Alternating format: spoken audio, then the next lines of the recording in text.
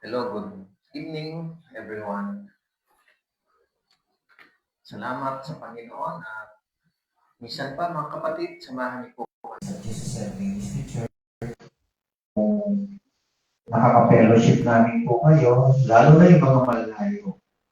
But sa mga malapit, andito naman ang church, pwede kayong mag-walk in. So, good evening po sa bawat isa. So, samahan niyo po kami. Let us study the Word of God. Ngayon po ay ika-261st midweek service. And then, every Sunday po ay our study in the book of Revelation, chapter 20 na po, sa book of Revelation. Continuation po ito sa 1,000 years. So, after 1,000 naman po yung susunod. And then judgment, the final judgment. Today, this evening, book of Deuteronomy, chapter 24. Yung second part ng book of Deuteronomy, verse 5 to 22. So, remembering the sin of Miriam, yung kapatid ni Moses. So, mga kapatid, please open your Bible. Let's study the Word of God. We study the Bible book by book, chapter by chapter, verse by verse, and word for word. And ang method po ay inductive Bible study. So, expository preaching po. So, please join with us. Samahan niyo po kami. Sama-sama po tayo mag-aral sa gabi ito. Sige po, let's start with prayer. O Diyos naman, sa ngalan po ng Panginoong Isus, bugtong na anak, makapangyarihan, Panginoon, na author of salvation. Thank you, Lord God. With the power of the Holy Spirit, pangunahan niyo po kami, Ama, mahayag ang iyong mga bagay ng batas, mga miscellaneous laws, and then yung mga dapat tandaan, mga dapat unawain, Old Testament, New Testament, hanggang sa panahon namin ngayon. Ano po ba yung mga applicable law and mga life principle para ma-apply po namin naman. Bless us, O God, sa iyong mga salita, sa mga maaabot ng signal na ito, nawa, maging mabuti po ang signal sa bawat cellphone po ng mga viewers.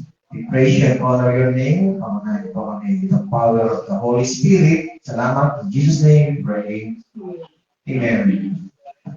Okay. So marami pong pwedeng i-title, pero yan lang po yung ating magiging title kasi dito po tayo magtatapos. Ano po ba yung dapat alalahanin nung panahon na si Miriam ay nagkasala. But hindi lang po yun, marami pa ho. Sige po, chapter 24, beginning verse 1. So, welcome po sa Jesus and Ministry Church. So, sabi po dito, mga kapatid, kung maalala niyo po last week, 4 verses lang po yung teaching natin at yung no due process law about divorce, yung teaching. So, magbibigay lang ng divorce letter yung lalaki sa babae kapag hindi siya pinapaboran or ang favor ko yung kanyang asawang babae. Sa kanya, kung meron siyang nakita o nakita na hindi nagustuhan, gano'n lang kabilis gumawa ng divorce letter. But binago po yun ni Jesus. There is only one reason and ground for divorce. May paliwanag na po natin yun, yung tinatawag na adultery. Yun ang pwede. But sa ating panahon, na-explain na rin natin na marami pong grounds for another marriage. Kaya hindi po first time na po tayo. Sige po, sabi po dito mga kapatid na may kinuha lang po si Sally. So later na po natin ipaplash. So let's start with verse 5. Sabi dito, kapag ang isang lalaki ay bagong kasal, hindi siya lalabas upang sumama sa hukbo ni mamamahala ng anumang katungkulan. Siya'y magiging malaya sa bahay sa loob ng 1 taon at kanyang pasasayahin ang kanyang asawa na kanyang kinuha. Okay. So, may mga previous law tungkol na dito, and then dito yung mga follow-up na batas. And some is details na pwedeng makita. Excuse me. Parang lakas ng ano na.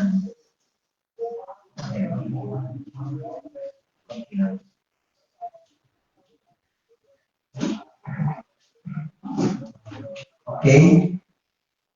Medyo malakas ang TV ng mother ko. So dito may follow-up law or details. Yung isa, nauna na po itong dito sa Kabilang chapter 20 verse 7. Siguro pinag-aralan natin ito mga 3 weeks ago. Na ang sabi ay, at sinong lalaki ang naitakmang ikasal sa isang babae at di pa niya nakukuha, hayaan siya umalis at bumalik sa kanyang bahay. Baka siya'y mamatay sa pakikipaglaban at ibang lalaki ang kumuha sa kanya. So ito yung preparation para sa kasal. And then itong chapter 24 verse 5, ito naman yung pag kasal na, so magstay yung lalaki at sundalo for 1 year. At ang sabi dito ay pasasayin niya yung kanyang asawa for 1 year. O kung tawagin, the husband bring happiness to his wife for 1 year bago po siya bumalik sa serbisyo. So mga kapatid, kung titignan natin dito yung babae, yung bride, yung very sa kanya pumapabor yung kasal. And then, I remember na sa study namin sa Sunday, meron po kami study yung tinatawag na Bride of Christ. So, sa chapter 19, pagkit nga doon yung ikakasal, yung mga saints, yung mga napunta sa langit, at ihahanda ang kanyang kasal, magsusuot siya ng fine linen, symbol of work of the righteous ng mga saints. So yung fine linen na yun, yung damit na yun ay simbolo ng matutuwid na gawa ng mga banal. So yun yung pinakadamit. So yun yung mga banal na nakarating sa langit na sila ikakasal sa Panginoon. So, kung titignan natin na dito sa study natin na very favorable ang lahat sa babae, sa bride. And we are also the bride of Christ. Kung tayo ay makakarating sa glory ng Lord, tayo ay magiging asawang banal ng Diyos. Sino mang makakapiling ng Diyos sa langit. So, bibigyan ng kasiyahan ng Diyos ang kanyang mapapakasawang babae. Verse 6. So, iba't iba po yung mga batas nandito. Iba't iba. Verse 6. Walang taong kukuha ng gilingan ng batong nasa itaas ng gilingan bilang isang sangla, sapagkat para niyang kinuha bilang sangla ang buhay. So, ibig sabihin, mga kapatid, yung millstone o grinding stone noong unang panahon, ginagamit po ito ng mga Israelita. Everyday use po ito. Ang function po ito ay everyday function. Dito ginigiling yung grain, ginagawang flour, ang tawag na harina, at ginagawang tinapay. Ito yung everyday bread nila, mga kapatid. And then, sabi ng Panginoon, walang kukuha ng gilingan ng bato na nasa iba't na sa taas. O kaya, actually sa New King James Version, yung tinatawag na yung bato sa ibabaw, tsaka bato sa ilalim. Kasi dalawang bato po yan na ginigiling po yung butil. Sa amin po sa probinsya, nakagamit po kami niyan, mga kapatid. Ang ginagawa kapag gagawa ng tinatawag na putong bigas, yung bigas po, kaya malagkit, nilalagay po doon sa butas, tapos ginigiling. Napakabigat po ng bato. So, occasional lang naman ginagamit yun kapag may gagawin na, di ba? Palitaw, ayan, karamihan, doon ginagrind po doon. So yung millstone na to ay walang tao kukuha. Ibig sabihin, walang tao kukuha ng gilingan. It's either yung tao ay interesadong kunin o kaya gawing sangla o kaya mismo yung tao na may-ari noon o kaya isang lahi yun. So, ibig sabihin, hindi pwedeng ibigay o kaya hindi pwedeng tanggapin. Kasi nga, everyday use po ito, kapag kinuha mo yun, parang sinasabi mo na kinuha mo na rin yung buhay ng tao. So, wala po silang makakain everyday. Wala po silang mag-grind na gagawing tinapay. Kasi nga, importante sa Israelita po yung everyday na paggamit ng millstone. So, in everyday food, at typically ginagawa ito ng mga babae to prepare bread and staple food. Verse 7. Kung ang sino man ay matagpuang nagnanakaw ng sino man sa kanyang mga kapatid, sa mga anak ni Israel, at kanyang inalipin siya o ipinagbili siya, ang magnanakaw na iyon ay papatayin. Gayon mo aalisin ang kasamaan sa gitna mo. So mga kapatid, ito po ay follow-up law from Exodus 21 verse 16. Law about kidnapping. Kidnapping and ito po ay punishable by death penalty pag ginawa ito sa Israel. So, bawal po yun. But in our law, Philippine law, kidnapping or serious illegal detention and kidnapping for ransom, nadadagdagan po ng ano. Sa bagay, ransom, parang binenta rin yun. Ang kaso na ito ay Article 267 of the Revised Penal Code. So the penalty is life imprisonment or reclusion perpetua. But dati po, noong panahon ni Era Estrada, na medyo may knowledge na tayo, and even in old time, noong panahon ng martial law, naalala ko na rin po yun, panahon ni former President Senior Marcos, may mga death penalty na rin po noon. Pero tinanggal na po yung death penalty at ngayon nga ay madalas pinag-uusapan. So kasama po ito sa may death penalty noon. May naalala po ko na mayroon pong nangyari kidnapping. Hindi lang po kidnapping, mga kapatid. Nagkaroon pa ng gang rape. Ang ni-rape po ay isang artista. Nangyari po yun. Nagkaroon ng rape at tapos na sintensyahan ng death penalty noong panahon ni President Marcos Sr. Yung tatlong lalaki na nang-rape sa isang artistang babae. So, nangyari po yung punishment, May 17, 1972. So, may mga pelikula pa nga yan eh. So, hindi ko na po babagitin yung pangalan. So, ibig sabihin, during those time, mayroong death penalty, pero nawala po. Pero ngayon, wala pa rin mo. Depende kung paano ito ibabalik. Pinag-usapan po ito sa Congress at sa Senate. Ganun pa man, in Old Testament, batas po ito. Dito po sa verse 7, kapag sino man ang nagnakaw ng sino man kapatid na Israelita, ginawang alipin yung kanyang kinidnap o kaya ipinagbili gawing alipin sa iba na magmamay-ari, yun po, ang parusa po doon ay kamatayan.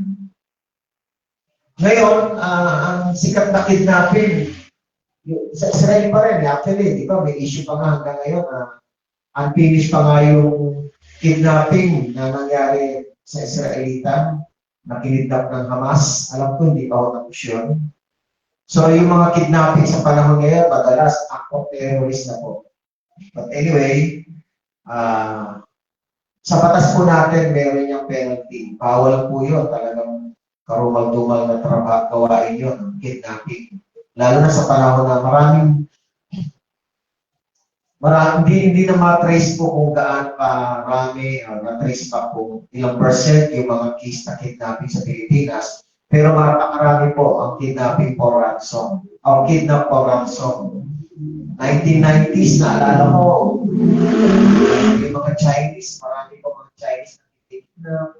Kaya, trabaho po na iba, kidnappers, kinikidnap para kumuha ng ransom. Verse 8. Ito po ay verse 8 to 9, tungkol po sa ketong. Mag-ingat kayo sa salot ng ketong, sabi dito ni Moses. Masikap mong gawin ng ayon sa lahat ng ituturo sa iyo ng mga paring Levita.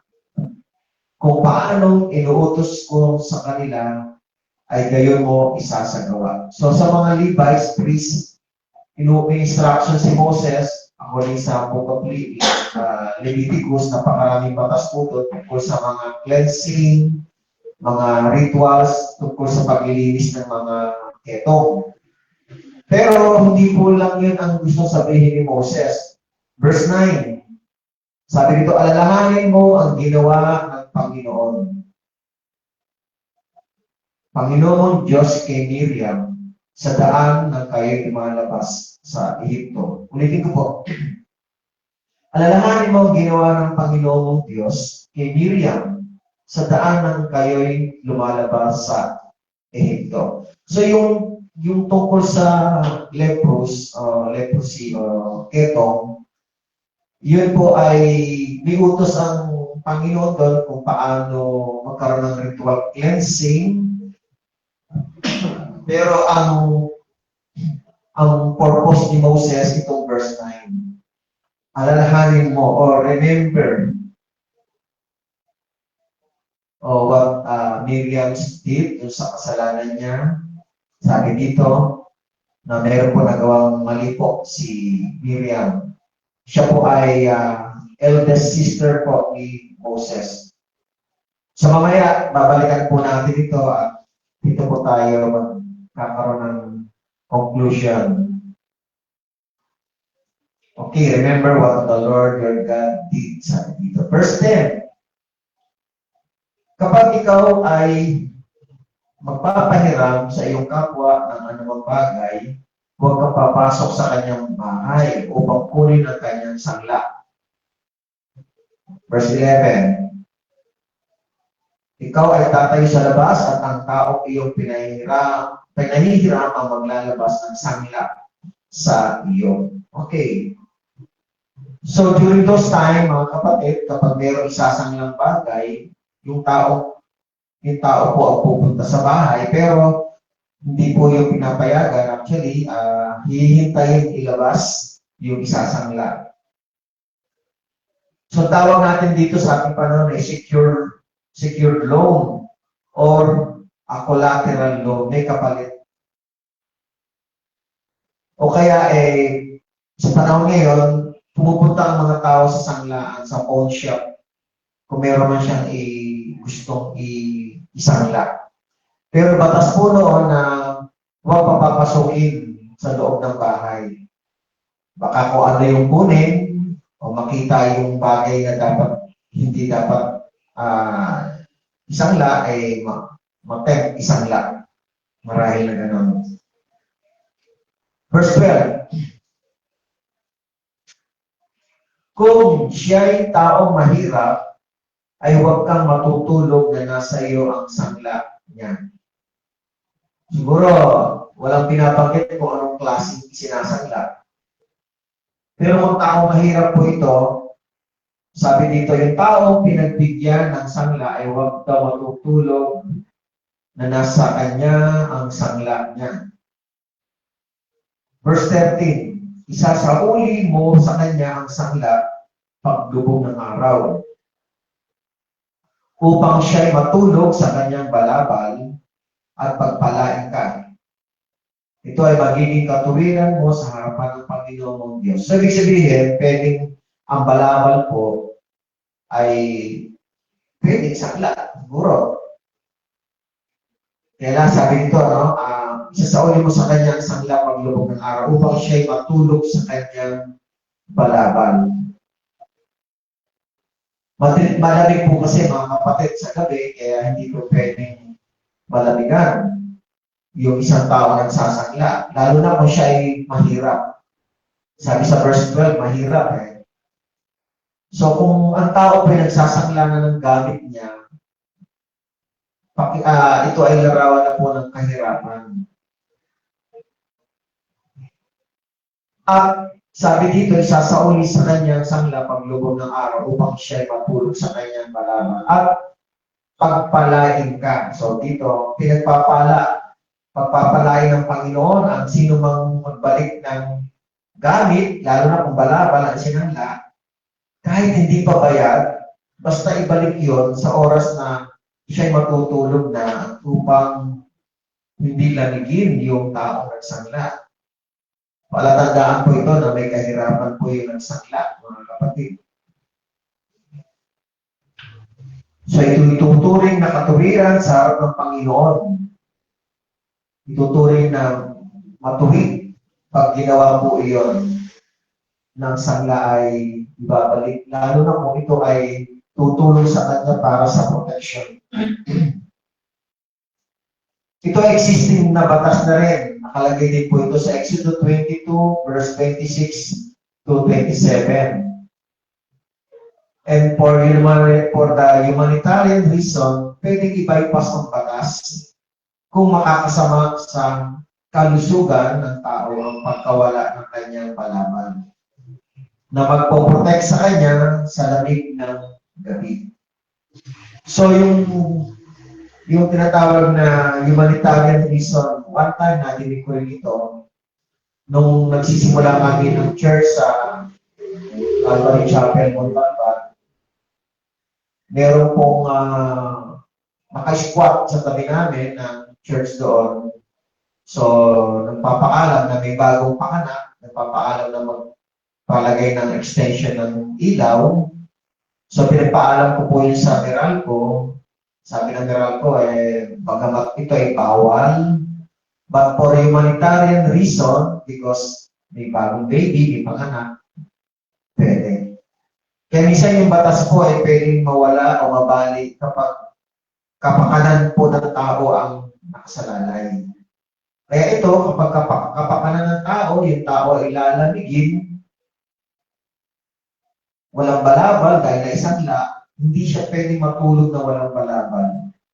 Dahil nga, sigurado, ito ay malamig na lugar. Pwedeng magkasakit yung nagsangla ng balabal.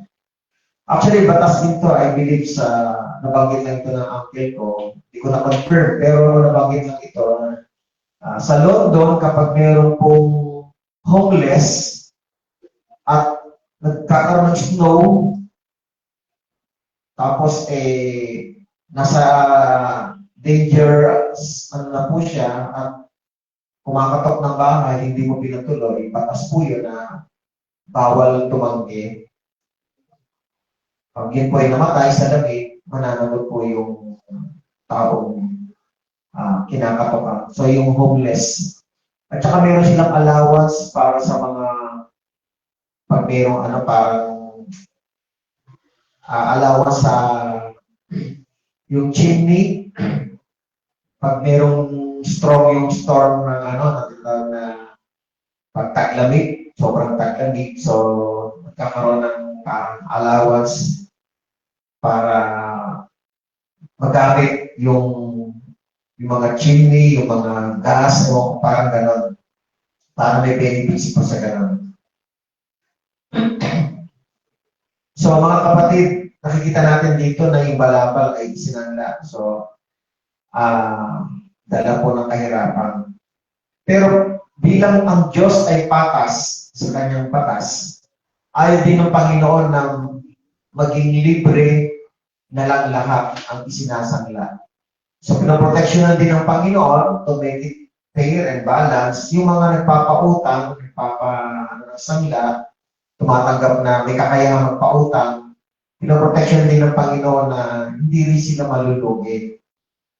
Kaya lang binabalansin ng Diyos na kailangan meron pa rin concern sa kapwa, pagmamalasakit sa kapwa.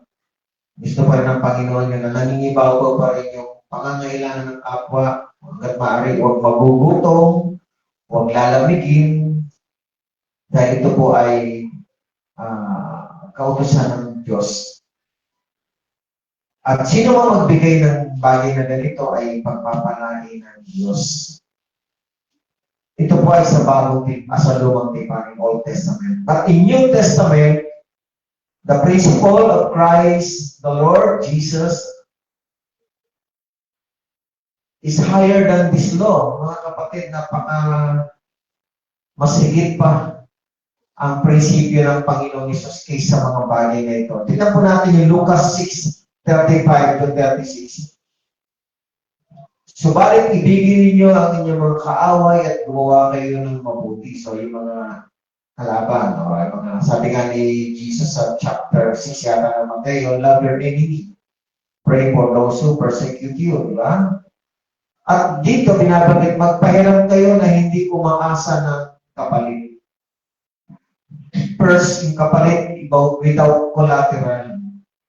Uso po ngayon at ginagawa po talaga. For example, sa bangko, sa pag-ibig, kapag maglolo ng bahay, pagpapagawa ng bahay, isa ng collateral yung title. O kaya ay pag may utangin, isa ng collateral yung ORCR ng sasakyan. Minsan ganon. But ang prinsipyo ni Jesus, sabi, magpahiram kayo ng hindi umaasa ng kapalit. Una, no collateral. Pangalawa, yung kapalit, yung nagpautang ka, hayaan mo na. Huwag mo nang singilin. Lalo na kung kaya mo namang hindi singilin, ang Diyos na ang magpapala. Sabi nga dito, di ba, pagpapalain ka. Mga ganung bagay. At kayo magiging mga anak ng kataas-taasan. So, ang benefits po mga kapatid, hindi lang pagpapala, kundi yung relationship. Magkakaroon ka ng relationship sa Diyos bilang anak ng kataas-taasan. Sapagkat siya'y mabait sa mga di mapagpasalamat, ang Panginoon ay mabait sa mga hindi marunong magpasalamat, kahit di marunong magpasalamat. Mabait ang Panginoon. At mabait din siya sa mga masasama. So magpahiram kayo na walang collateral or even yung payment, kahit walang bumalik. Kung kailangan hindi na singilin, kung kaya nyo i-let go, i-let go. And then, sinabi nga ni Apostol Pablo rin to, ito yung principle 36. Kaya pala 36. Maging maawain kayo, sabi dito ng Panginoon Jesus, gaya ng inyong Ama na maawain. So, yun ang reason kung bakit hindi na sinisingil o magpapautang ka, walang collateral. Although alam ko po na sa panahon ngayon, ang dami ko po nababasa sa Facebook, no, na minsan pag Marte kasi talaga na may nagpapautang at pag siya rin nangangailangan at naniningil, so siya pa yung minsan nahihirapan singilin yung nagkautang. Pero nung umutang, ang bilis ibigay. So mga kapatid, although ang prinsipyo ng Panginoon ay pwedeng huwag mo nang singilin, pero pag naghirap at nangailangan ng pera ang nagpautang at hindi mo naman pinautang at meron kang ibibigay, kasalanan din po yun. Hindi tayo makakatago sa Diyos. Alam ng Diyos yung sitwasyon natin. Hindi natin pwedeng i-reason out na, ay sabi nga sa Bible, di ba? Ibigay mo na. Pero kung ang yung tao naniningil, ay nangangailangan din eh. Pera niya yun eh. So dapat bayaran. Dapat bayaran. So ay sinasabi naman ng Panginoon Jesus, huwag umaasa ng kapalit. Ibig sabihin, kung may kakayahan siguro yung nagpautang, okay lang. Pero kung sa mga oras na humingi siya ng tulong at pinautang siya dahil emergency, karamihan kasi nagpapautang, minsan hindi naman yun ang business, minsan hindi lang talaga pera niya, tapos naipautang niya pa, kawawa naman yung nagpautang kung siya po ay nangangailangan naman pagdating ng araw. And then sabi ni Apostol Pablo, maging generous po. Gawa 20 verse 35. Sa lahat ng bagay ay ipinakita ko sa inyo na sa ganitong paggawa ay dapat tulungan ang mahihina at alalahanin ang mga salita ng Panginoon Yesus. Na siya mismo ang nagsabi, no? Sabi daw ni Jesus ng Panginoon, higit na mapalad ang magbigay kaysa tumanggap. Actually, kausap ng Panginoon si Pablo. Hindi naman magsisinungaling si Pablo, bawal sa kanila yun, sa mga likod ng Panginoon. Bagamat wala sa gospel ito, ang hinahanap ko po, pero ang Panginoong Jesus at si Pablo ay spiritually, meron silang spiritual conversation. Kaya kapatid, makikita ng Panginoon kung sino yung generous. Verse 14, okay, verse 14 and 15, ito naman yung magkasamang. Huwag mong pagmamalupitan ang isang upahang manggagawa na dukha at nangangailangan maging siya'y mula sa iyong mga kapatid o sa mga dayuhan o nasa lupain mo sa loob ng iyong mga bayan. Verse 15. So, huwag pagmamalupitan ang isang upahang manggagawa. Yung upahang manggagawa, yung mga everyday workers, minsan may ganun po sa Bible, Old and New Testament, mayroon tinatawag na workers sila, empleyado sila, day by day, daily basis. And then, verse 15, ibibigay mo sa kanya ang kanyang upa. Kung ano yung pagkasunduan niyo. Sa araw na kinita niya iyon. Bago lumubog ang araw sapagkat siya'y mahirap at itinalaga niya roon ang kanyang puso. Baka siya'y dumain sa Panginoon laban sa iyo at maging kasalanan mo. So mga kapatid, sa Old Testament, batas po ito na ang batayan ng pagpapatrabaho ay arawan. At arawan din ang sahod. Ibinibigay yan sa hapon. In Matthew 20, verse 1 to 16, sa New Testament, mga kapatid, ang trabaho po ay work start at 8 a.m. hanggang 6 p.m. Pag binasa niyo po yung parables ni Jesus sa vineyard. Ang rate po noong panahon ni Jesus is 1 denarius a day. So meron pong apat na tinawag ang Panginoon, 9 o'clock na umaga, 12 noon, 3 o'clock, 5 o'clock, and then 6 o'clock ng hapon, pinasahod na po yung apat. So may nagreklamo yung mahaba yung araw, pareho sila ng sahod na binigay doon sa 1 hour lang ng trabaho.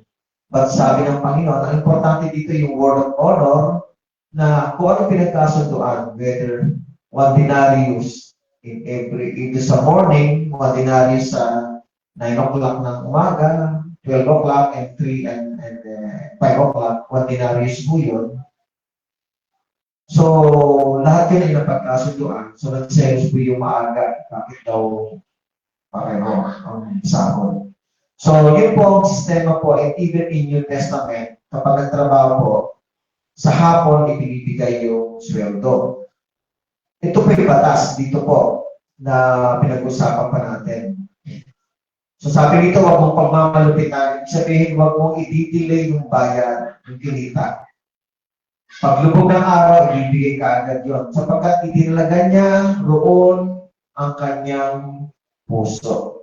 So, ang mga manggagawa para kay Lord, kay Moses, na kapag nagtrabaho po ay dedicated talaga sa trabaho, naroon yung puso. Na pinaglalaanan niya para sa kanyang sarili o kaya sa kanyang pamilya. Kaya wag daw i-delay yung sweldo, everyday ang sweldo, tapos bukod doon sa everyday ang sweldo, hindi mo pwedeng bawasan ang sweldo, kailangan buo na makukuha ang sweldo. Sabi dito, baka siya'y dumaing, sabi sa dulo, baka siya'y dumaing sa Panginoon laban sa iyo at maging kasalanan mo. Actually, ito po yung utos ng Panginoon. Kung maalala po ninyo, ito po, very famous po yung panalangin na itinuro ng Father ng Panginoong Yesus. Naalala niyo po ba yun? Yung sa Matthew 6 na sinasabi ng Panginoon na Ama namin, sumasalangit ka. Yan, very familiar yan, mga kapatid.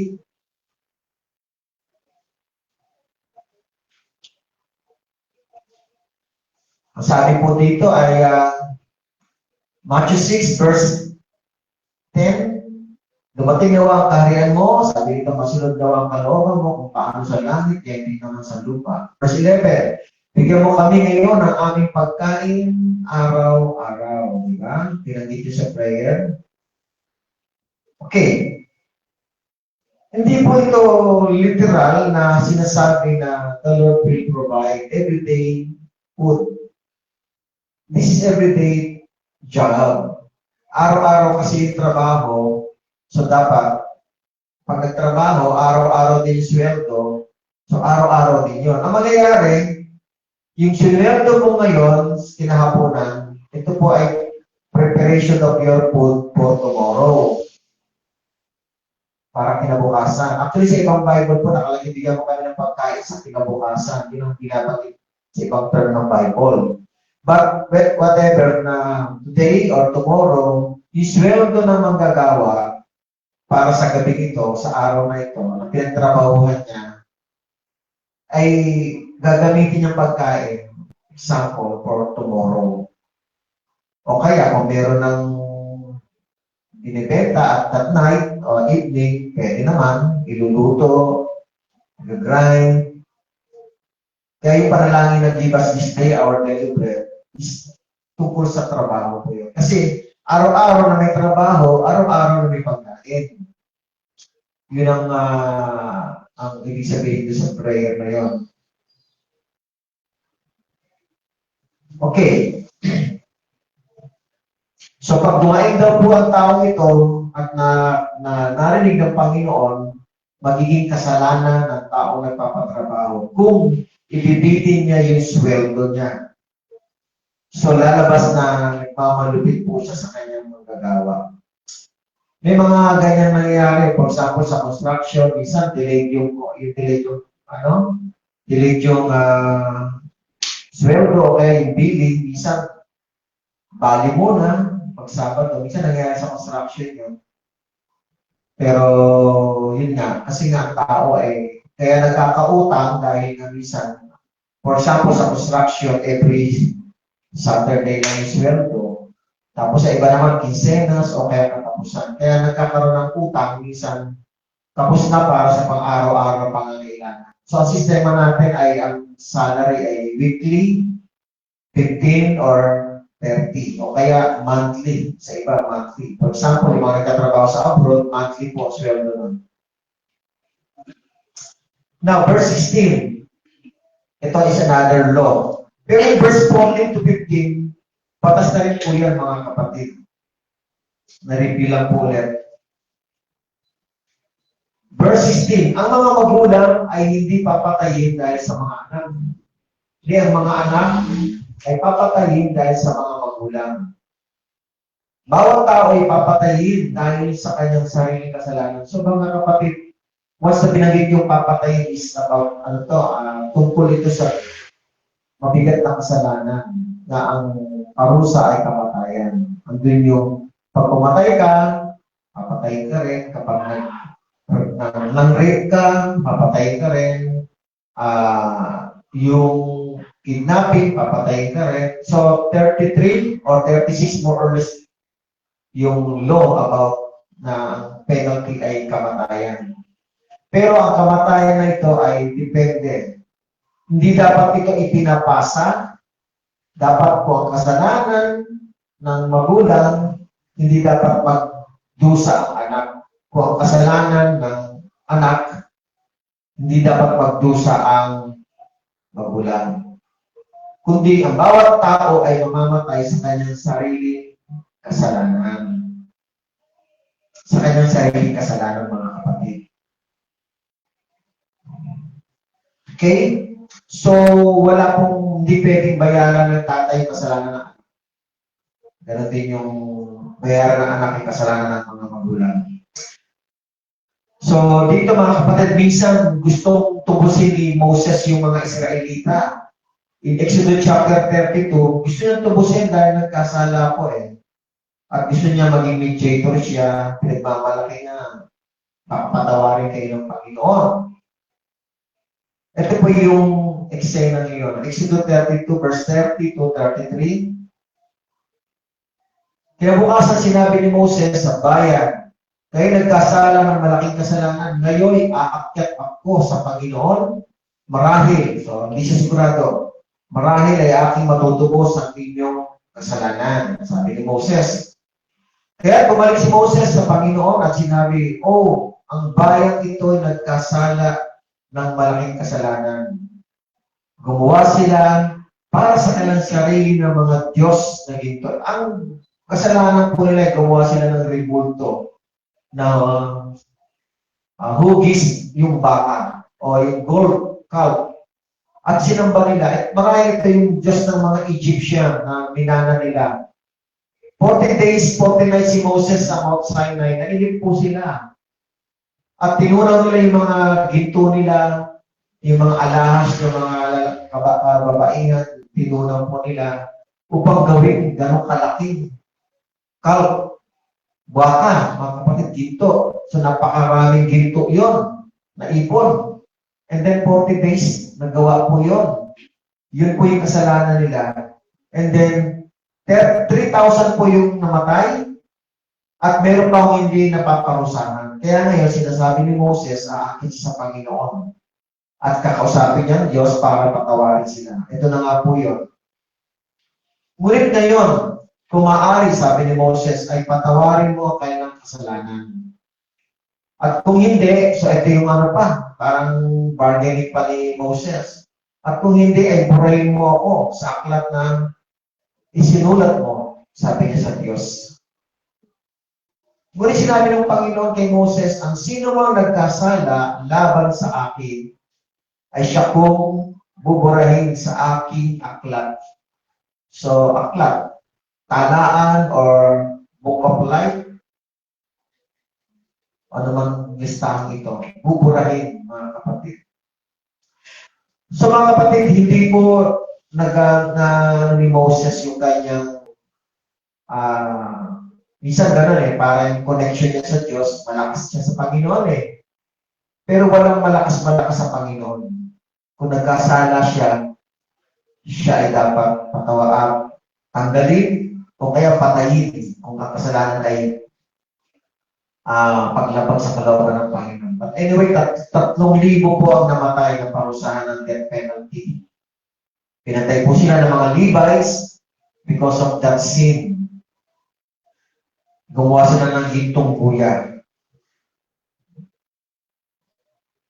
Mga kapatid, tandaan po natin, there is only one mediator between the Lord, God, and man. Is only Jesus. Si Kristo lamang ang ipinadala ng Diyos, Ama. John 3:16, for God so loved the world that He gave His only begotten Son, whoever believes in Him, sabi doon, will never perish but to have an eternal life. Masisave ni Jesus ang mga taong nananalig sa Kanya. Because of the love of God. Pero ang masisave niya lang yung mga believers maniniwala sa Kanya. Jesus is the only mediator, not Moses. Not Moses. So para sa Panginoon, utos po kasi yun, mga kapatid eh. Sa first two, the 10 Commandments, bawal gumawa ng Diyos-Diyos sa tribulto. Bawal sambahin, lumuran. At ang utos po noon ay death penalty.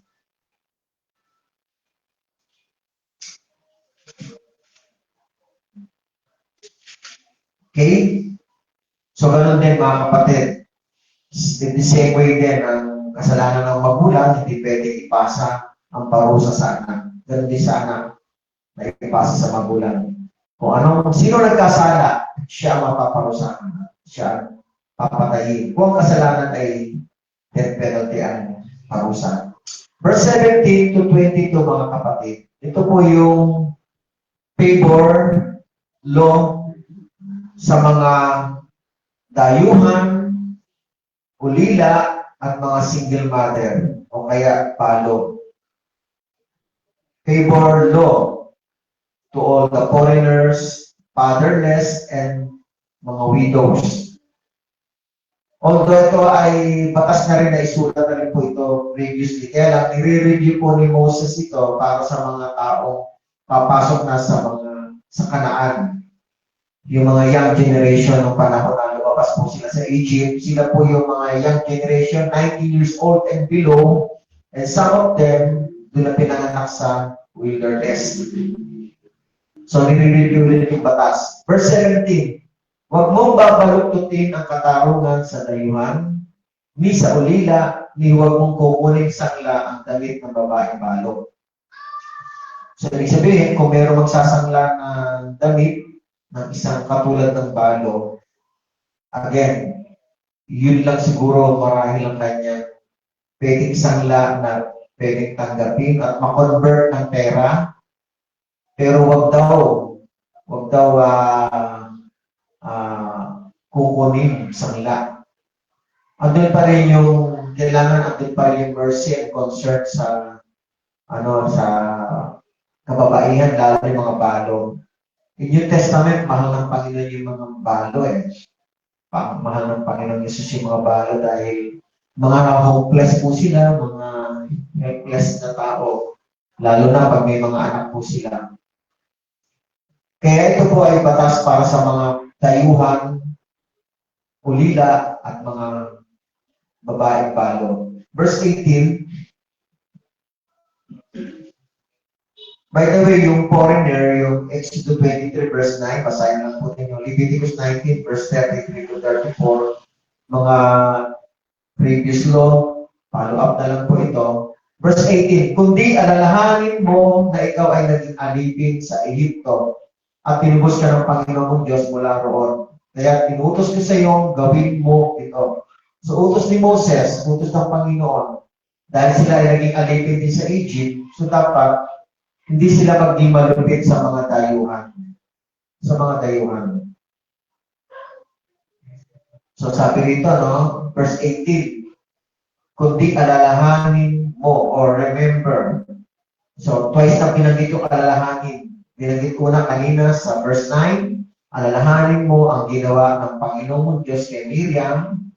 Dito again, binanggit verse 18, alalahanin mo na naging alipin din sila sa Egypto.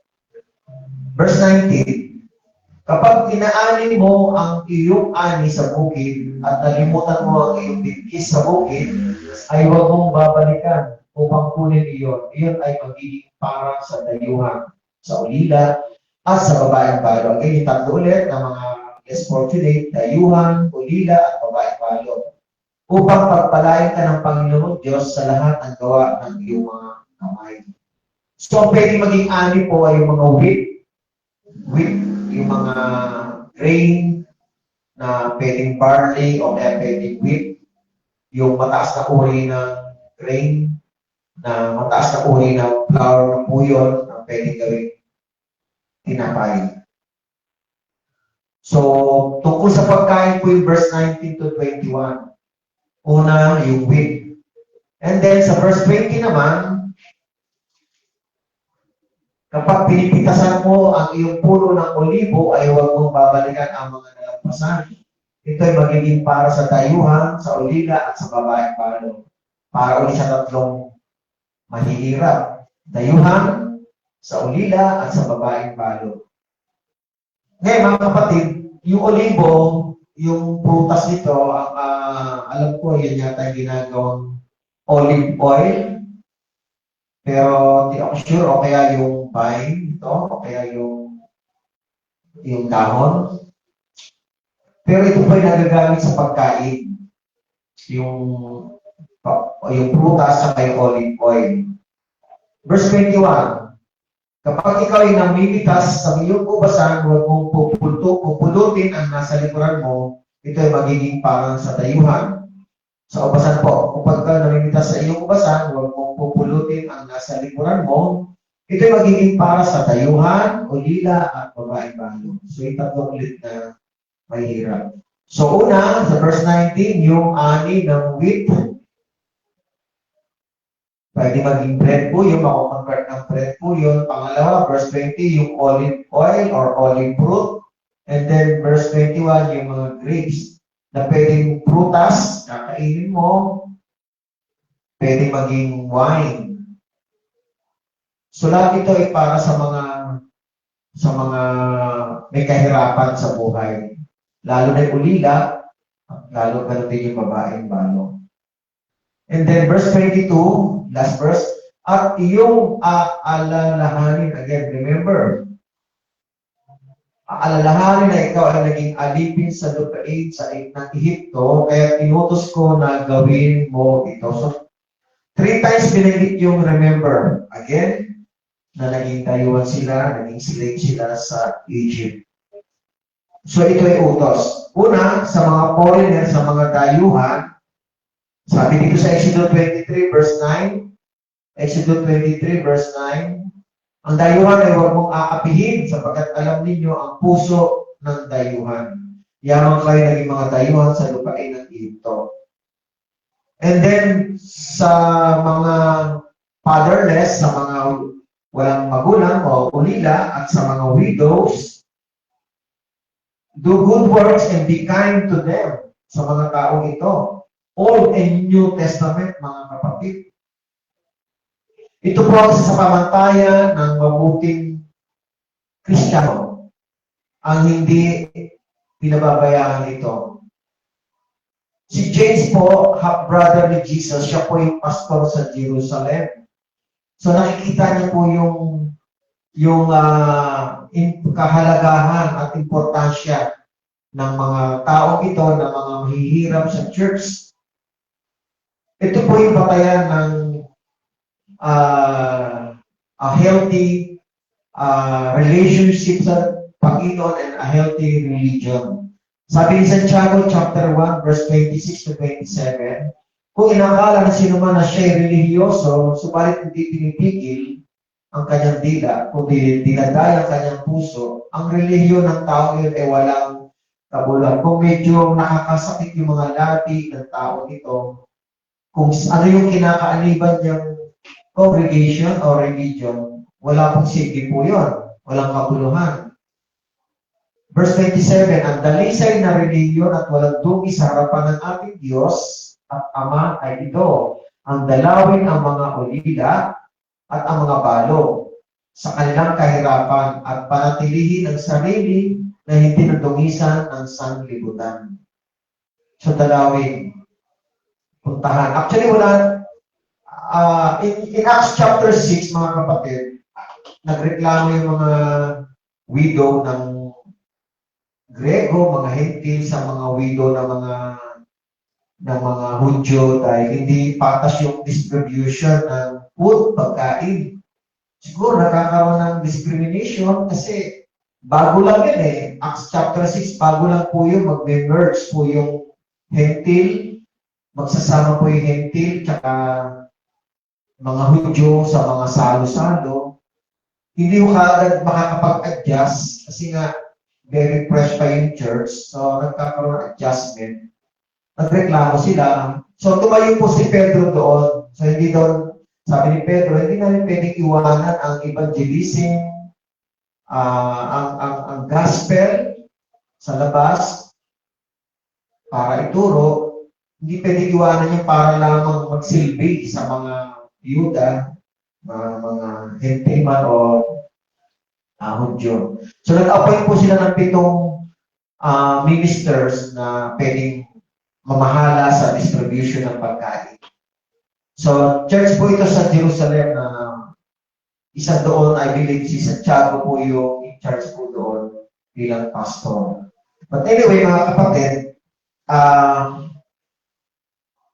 yung sinasabing dalawin, yung mga balo, yung mga ulila. Hindi ako sure kung merong house for the widows, o kaya hindi ako sure kung meron pong house for the fatherless. Baka sa bahay-bahay, dapat tinatalo po yun. Yung mga fatherless, yung mga ulila, at yung mga balo. Tinatalo-talo po sa bahay. Yun ang I believe natin ko. Now, in conclusion, tapos na po tayo sa ating study, chapter verse 22. In our conclusion, sabi ko kanina, balikan po natin yung verse 8 and 9. Verse 8 and 9. Siguro naalala niyo yung kanina. Okay, basahin ko lang yung 8, tapos yung 9 naka-flash. Sabi sa 8, alahanin, mag-ingat ka sa salot na keto, masikap mong gawin ang ayon sa lahat ng itinuturo o ituturo sa iyo ng mga paring Levita. Kung paano inutos-us sa kanila ay gayon mo isasagawa. Verse 9, ito nga po, alalahanin mo ginawa ng Panginoon Diyos kay Miriam sa daan. Sa daan, habang dumalakbay po sila patungo sa promised land, nang kayo lumalabas sa Ehipto. Now, 3 times binanggit po yung remember, alalahanin mo, dito sa chapter 24. And then in Old and New Testament, 210 times binanggit yung remember. Remember this, remember that, remember, alalahanin mo. Very important po sa salita ng Panginoon ng salitang remember. Tandaan po natin, pinaka-highlight po ng yung remembrance of me, yung kay Jesus, at yung sa Passover, sa Exodus chapter 12, na dadaan yung tinatawag na shadow of death, na kailangan ang lahat ng pintuan ay mayroong blood na nakalagay, na blood of the Lamb, na ito po ay ginawa ni Jesus 1,500 years later. And then more or less, sinabi rin ni Jesus yun, the new covenant, ito, remembrance of me, kapag kayo kumakain ng tinapay at umiinom ng alak, do this in remembrance of me. So very important yung mga salitang alalahanin mo ito. Alalahanin mo ito. So, 201 times binanggit, o 210 times binanggit yung alalahanin. Marami na pong ibig sabihin, pero very important po yun sa Diyos. Once na binanggit po ito. So ito yung utos. Hindi po ito pakiusap at hindi po ito optional na whether maybe or pwede naman hindi ko lang ganon. This is a command. Alalahanin mo ang ginawa ng Diyos kay Miriam. Ano po ba ang ginawa ng Diyos kay Miriam? Kasi po sa verse 8, binanggit po kasi salot na ketong.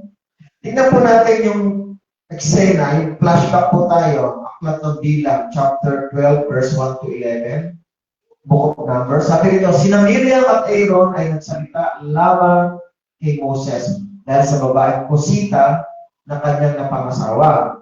Sapagkat talagang nag-asawa siya ng isang babaeng Kusita. Ibig sabihin, ay hindi siya Hudyo o hindi siya Israelites. I think.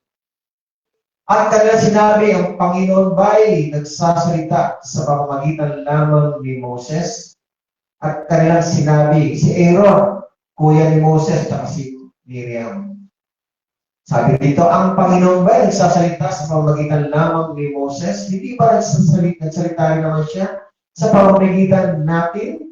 So parang nag-uusap po si Aaron at si Moses, Miriam. At narinig ito ng Panginoon. Ang lalaki na si Moses ay napakaamo. Sabi dito, kwento niya sa sarili niya. Kahit higit kaysa lahat ng lalaki sa ibabaw ng lupa.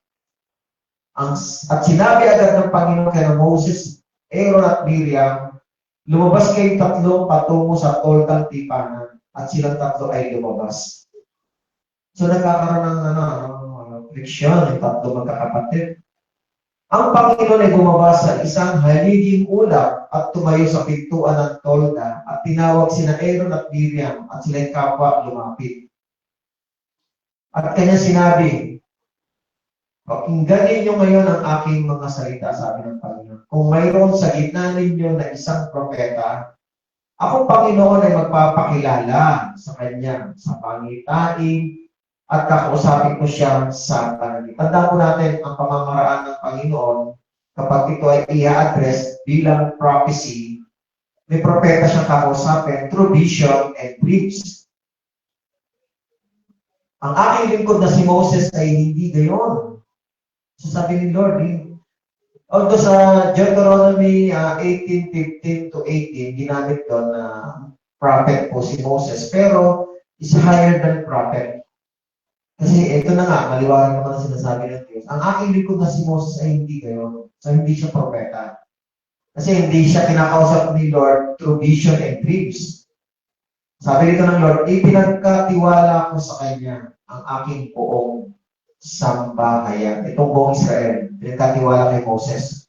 Sa Kanya nakikipag-usap ako ng harapan ng maliwanag at hindi sa malabong salitaan.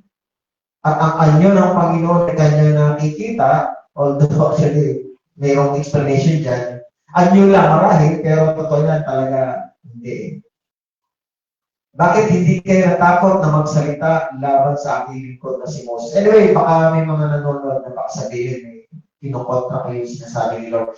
Actually, sa Exodus chapter 30 tayo na sabi ni Lord, hindi mo makikita ang aking glory na hindi, walang nakakita ng aking glory na hindi na mamatay. So, Exodus 30, sabi doon,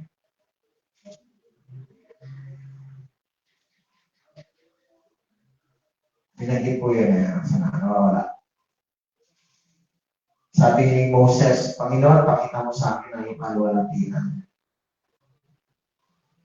Okay? Ito, Exodus 33, verse 19 to 20. So, basahin naman po ninyo. Kaya, hindi naman sa kinukontra ko to, kundi kasi kinukwento ni Moses ito, pero totoo niya, hindi niya talaga explicitly nakikita ni Lord. May harang na clouds. Sabi ko, bakit? At ang anyo ng Panginoon ay ganyan nakikita. Bakit hindi kayo natakot na magsalita laban sa aking lingkod na si Moses? So sabi ni Lord, bakit hindi kayo natakot magsalita laban sa aking lingkod na si Moses? Ang galit ng Panginoon ay nag-alab laban sa kanila at siya'y umalis. Umalis ang Panginoon. Nang ang ulap ay lumayo sa tolda, si Miriam ay naging ketongin na kasimputi ng niebe. Tinignan ni Aaron si Miriam at nakita na ito'y ketongin. At sinabi ni Aaron kay Moses, O Panginoon ko, siyempre master na rin si Moses. Kahit bunso po si Moses sa lahat Huwag mo kami parusahan, sabi ni Aaron, sapagkat gumawa kami ng may kakalan at kami ay nagkasala. So si Aaron, hindi siya pinarusahan ng Lord, but si Miriam. So nakikita ni Lord kung sino talaga yung may kasalanan sa dalawa, si Miriam o si Aaron. Si Miriam ang may kasalanan. Na mga kapatid, tatlo po yung klase ng kasalanan na ginawa ni Miriam na pinapaalala ni Moses dito sa mga papasok sa Kanaan. Ito sa mga taong Israelita. Rebellion against Moses, verse 1 and 2. Jealousy, jealous against Moses, verse 2. And then fearless na complaining before Moses, yung walang takot. Sabi ng Lord kanina sa verse 8, hindi kayo natakot na magreklamo o gumawa o magsalita ng masama kay Moses, sabi ka na. So itong tatlong ito ay pinakikita lang ni Moses na yung mga kasalanan ni Miriam ay ang totoo niyang kasalanan talaga rin ito ng mga Israelita. Ang mga Israelita ay nagre-rebelde rin sa Panginoon. Sinasabi lang ni Moses dito sa verse 9 na alalahanin yung ginawa ni Lord kay Miriam. Ibig sabihin, Hindi po dahil si Miriam ang pinag-usapan doon, kundi nagkaroon si Miriam ng keto, nagkaroon ng salot ng keto, and then, siya, yun ay parusa, yung ketong na yun, yung parusa na nagkasala. Sinasabi lang ni Moses na, be careful, parang gano'n, alalahanin ninyo, na ano ang dahilan ng pagkakaroon ng ketong ni Miriam. Tatlo po yung sinasabi ni Moses, rebelde, pagre-rebelde, rebel against, na larawan din ito ng mga Israelita dahil ang mga Israelita nagre-rebelde rin lagi sa Panginoon. Book of Numbers 14, verse 11 to 12. Pangalawa, sila ay nananatig sa pagkain sa Egypt. Nagre-reklamo sila dahil dito naiingit sila ng mga panahon na kumakain sila ng milon, sibuyas, karne. Book of Numbers 11, verse 4 to 6, nakalagay din doon. At pangatlo, hindi rin sila natatakot magreklamo against the Lord. Yun din ang sinasabi ni Moses. Sinasabi lang ni Moses, si Miriam, ganito ginawa para sinasabi ni Moses, kayo rin, ganito rin ginagawa ng mga ninuno ninyo. But be careful na huwag nilang uulitin, huwag nilang gagawin. Fearless complaining against God, yung mga Israelita, Book of Numbers 11, verse 1. So mga kapatid, sinasabi lang ito ni Moses para warningan yung papasok sa Kanaan. Huwag nilang uulitin yung ginawa ng mga magulang nila, yung lumabas sa Egypt, 603,550 male, puro lalaki, 20 years old and above, namatay po yun because of their wickedness, complaining against the Lord, rebellious against the Lord. Ang dami. Actually, 14 times yung nakalagay, pero 12 times lang yung ma-appear po dito. How many times na nag-complain ang mga Israelita? Dito nakalagay 12 times. Tingnan natin. Ipa-flash na po ni Sister Sally. Ito po complaint na to, yung mga nag-complain po ito, yung mga unang lumabas sa Egypt, 603,550. Ang first complaining ng mga Israelites, Exodus 5, verse 20 to 21, the Israelites complained to Moses and Aaron about their situation in Egypt before the Exodus. Exodus 14, verse 10 to 12, after leaving Egypt, the Israelites complained about being trapped at the Red Sea. Exodus 15, 20 to 24, the Israelites complained about the bitter water at Mara. Exodus 16, verse 1 to 4, 19, 20, and then 27 to 30, the Israelites complained about the lack of food in the wilderness of Sin. So, 4 po yan. So, 12 po yan na pagkukomplain nila, but I believe 14 po ito. Exodus 17, 1, verse 1, hanggang 4, Israelites complained about the lack of water at Refidim. Exodus 32, verse 1 to 35, Israelites complained and create a golden calf while Moses is in Mount Sinai. Book of Numbers 11, 1 to 3, the Israelites complained about their hardship in the wilderness. Numbers 11, 4 hanggang 34, the Israelites complained about the lack of meat and other food. Ito po ngayon, ginamit ko na nga kanina. Number 16, verse 3, and then verse 41, complaining about the leadership of Moses and Aaron. Okay, may nagreklamo po dyan na naigit bilang priest. Numbers 20, verse 2 to 3, complaining about the lack of water of Kadesh. Numbers 21, verse 5, complaining about the manna. Exodus 5, verse 20 to 20, complaining about the Pharaoh's increased workload. Wala na? Book of Numbers, meron. So, ilan na yan? 12? 12? Tatlo na yun ang flash mo. Okay? So, mga kapatid, ang dami pong complaining ng mga Israelites. So, sinasabi ni Moses, bakit ba nagkaroon ng ketong si Miriam? Because of complaining. Rebellious against Moses and fearless na yung mga salita na sinasabi ng kay Moses. Which is yun din ang gusto sabihin ni Moses sa mga Israelita na ganoon din kasi yung mga ninuno nila. So mga kapatid, anong prinsipyo ng Panginoon sa mga ganitong bagay? In New Testament, mga kapatid, meron din po. May mga taong magreklamo rin, may mga taong nagre-rebelde rin against the Lord. Pero we have to, no, like principle of two life principles of, yun nga, do not, na huwag dapat gawin. Okay, number one, do not complain against the will of the Holy Spirit. Sabi nga ni Jesus, di ba, kung susunod kayo sa akin, forget yourself, then carry your cross, and then follow me. So, dapat wala yung sarili kapag sumunod sa Panginoon. Yung sarili na dapat hindi nakikita ang kahirapan, nagreklamo. So, kapag tayo po ay naglilingkod sa Panginoon at sumusunod talaga tayo, kailangan masunod din ito sa buhay natin. May sa buhay natin yung spirito ng kalooban ng Diyos sa pamamagitan ng Holy Spirit. Sabi ito ni Pablo, Philippians chapter 2, verse 12 to 15 sa New International Version. Sabi ni Paul, therefore, my dear friends, as you have always obeyed, not only in my presence, but now much more in my absence, continue to work out your salvation with fear and trembling. So, i-work out ang salvation, hindi yung salvation na para magkabit ka ng salvation. Because you already saved, so i-work out mo yung spirito ng Panginoon na meron ka.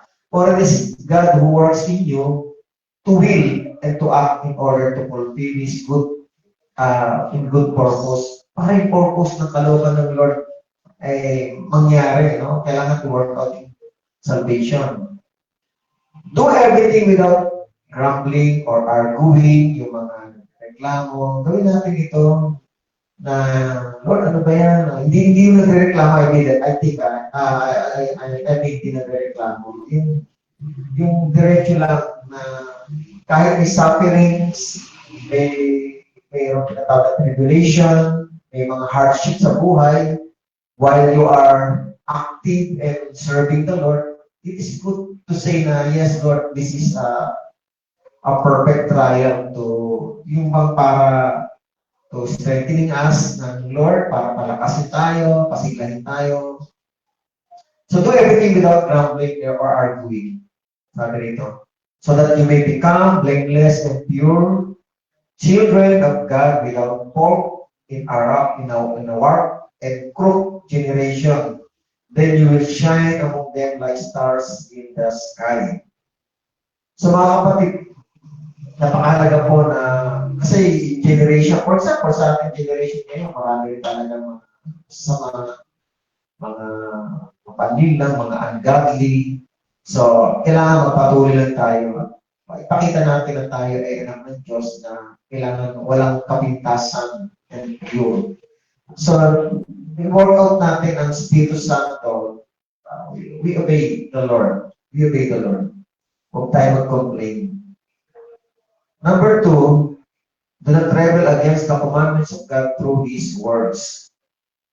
May mga utos ang Panginoon, katulad kay Prophet Samuel, may utos si Lord kay Prophet Samuel para kay King Saul, kung ano yung instruction na gagawin para meron silang labanan, but may instruction na i-wipe out yung bayan. I think Moabite yata, I'm sure.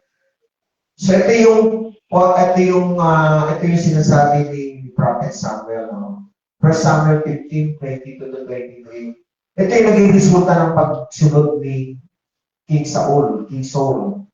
At sinabi ni Samuel, ang Panginoon kaya ay malaking kasiyahan sa mga handog na sinusunod at sa mga alay, gaya ng pagsunod sa tinig ng Panginoon, kaya ang pagsunod ay mas mabuti kaysa alay, at ang pakikinig kaysa taba ng mga tupang lalaki.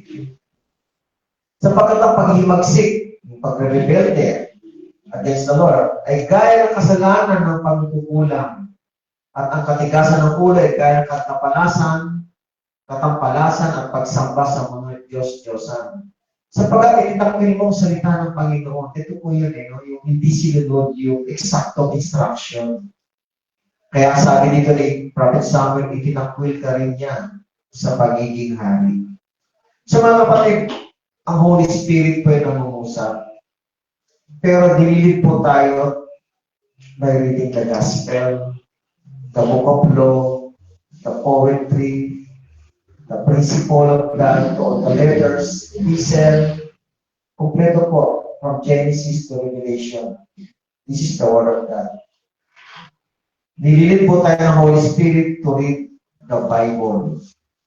At ang salita ng Panginoon ay nililid po tayo to obey. And to obey the commandments of God na hindi dapat natin sinusuway. Kaya kapatid, no, yun ang naging problema. Namatay po yung 600, 3,500, 48. Kasi po natira si Caleb at si Joshua. Sila lang po yung natirang nag-obey. At yung iba ay nag-disobey. So, ganoon din naman. Kasi nga sila ay how many times, no? 14 times na reklamo sa Panginoon. Galit ang Panginoon sa mga pagreklamo. Lord, ano ba yan? Kung kailan naglingkod ako sa iyo, may mga ganong complaining against the Lord. Mayroong argue na ginagawa tayo.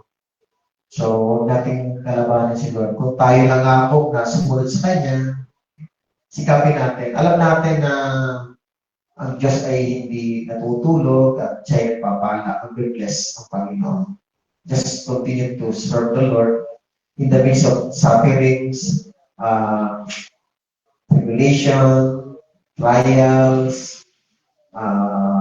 even persecution, yung mga slandering persecution, yung mga salita-salita. So, just trust the Lord, mga kapatid. So, yun, mga kapatid, no, just remember, yung remember dito ay yung, ano yung causes ng kaparusahan. So, yun nga, pagreklamo ni Miriam kay Moses. Thank you, Lord. Sige, let's pray. Panginoon, salamat po sa patuloy na pagpapala ninyo sa church na ito. Nawa po ang mga salita mo ay makarating po sa mga viewers. Patuloy po ninyo kami pagpalain naman at sumunod sa iyong kalooban nang walang anumang pagreklamo, walang anumang pagbubulong-bulungan, walang anumang mga bagay na mga sentimental na bagay against the Lord. So, tulungan mo kaming maging tapat sa iyo dahil ang katapatan mo ay matagal mo nang ipinagkaloob at ipinagkatiwala sa amin. Kaya Lord, salamat po sa iyong katapatan. Tulungan mo kami maging tapat sa iyo na sumunod na walang anumang reklamo dahil nababatid mo naman ang kalagayan namin. Nababatid mo naman ang aming kahinaan at kakulangan. Kaya Panginoon, tulungan mo kami lagi magtiwala sa mga salita mo at sa mga gabay ng Banal na Espiritu. I-bless you rin po sa oras nito si Paulo, anak ni Sister Jessie. Aming Diyos, siya po ay na-stroke, nagkaroon din ng problema sa puso at sa isip. Dalangin namin po, Ama, siya po ay gumaling at kaawaan din po, Ama, sa oras nito. At naniwala kami ng buhay niya, Panginoon, ay hawak mo aming Diyos na may kapangyarihan lamang na magbago at magpagaling.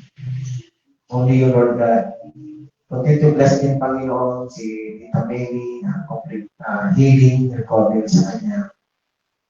Doon din po, comfort din po sa mga namatay namin kamag-anak, even sa father po ni Tita Beth na namatay po, si Lolo, dalangin namin ang comfort, healing, and peace sa puso nila Tita Beth at yung family nila. At dalangin din namin ang kaligtasan sa kanilang pagbiyahe from Amerika, babalik dito sa Pilipinas para sa burol po ng kanyang ama. Lord, comfort and healing din sa aming kamag-anak sa Cavite. Panginoon, maraming salamat and bless po po Ama si Kim, kalusugan sa kanya, and din po si Caleb, si Michelle. Salamat po, Ama. Tinataas po namin ang lahat. In the name of Jesus we pray. Amen. God bless you po. Ingatan po kayo ng Panginoon.